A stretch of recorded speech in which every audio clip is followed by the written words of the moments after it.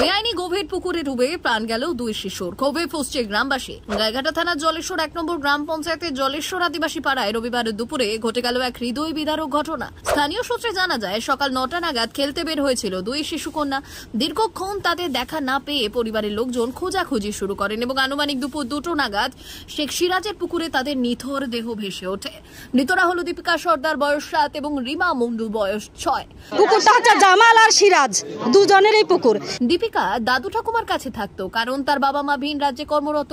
রিমার বাবা ও ভিন রাজ্যে কাজ করেন আর সে মায়ের সঙ্গেই ছিল। কখন জানতে পারলেন? জেনেছি করে ৩টের দিকে মনে হয় আমাকে বলেছে। ওই শোনার পরেই আমরা এখানে এসেছি। মা এখানেই থাকে, বাবা বাইরে আছে।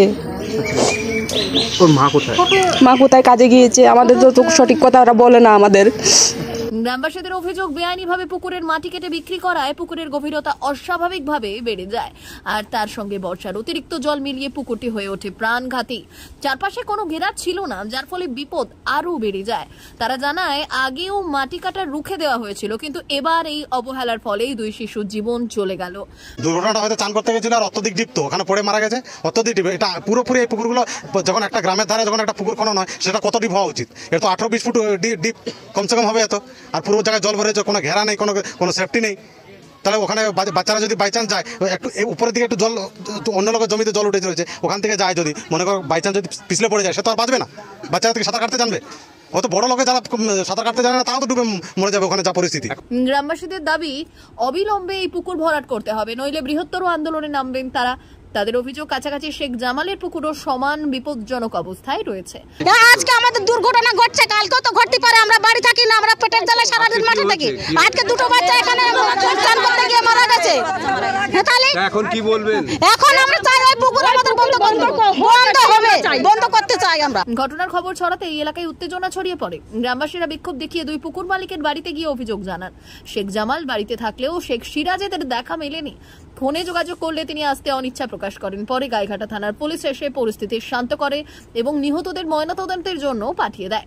মাটি মাফিয়াদের কাজ, এরা শুধু টাকার জন্য রাস্তাঘাট নষ্ট করে এখান থেকে অত্যধিক পরিমাণে মাটি তুলে নিয়ে গিয়ে তারপর কত টাকা এখানে কি হতে পারে না হতে পারে কোনো নিয়মকানুন নেই, পুরো বেআইনিভাবে মাটিগুলো খনন করেছে। তাহলে পঞ্চায়েত কি জানে না? পঞ্চায়েত কি নাকে তেল দিয়ে ঘুমোচ্ছিল? না পুলিশ স্টেশন থেকে জানে না যে এত খনন হচ্ছে? এত খনন পুলিশ স্টেশন জানে না, পঞ্চায়েত জানে না, এখানকার যারা নেতা ফেতা ছিল তারা জানে না, আশেপাশের ক্লাবগুলো জানে না। রাতে গাইঘাটা পঞ্চায়েত সমিতির সভাপতি ইলা বাগচি, বিডিও নীলাদ্রি সরকার এবং জলেশ্বর ১ নম্বর পঞ্চায়েতের প্রধান নিহত শিশুদের পরিবারের সঙ্গে দেখা করলেন এবং গ্রামবাসীদের দাবির বিষয়ে প্রয়োজনীয় পদক্ষেপ নেওয়ার আশ্বাস দিলেন। বাড়ি থেকে ওনার গার্জিয়ানরা সব খোঁজাখুঁজি করছিল, 10টার আগের থেকেই খুঁজছিল। এবার খুঁজে পাচ্ছে না, যখন বাড়ি থেকে শুনছি কান্নাকাটি করছে, তখন আমি ভাত খাওয়ার পরে আমি বাড়ির ওয়াইফের সঙ্গে আমি আলোচনা করি যে কী ব্যাপার, ওরা খুঁজে পাচ্ছে না। তো একদিন বলছিল পুকুর দিয়ে চান করতে এসেছে, দেখুন পুকুর দিকে হয়েছে কিনা। তো আমাদের বাড়ির লোক বলছে, তাহলে তুমি এক কাজ করে একটু দেখে আসবা। তো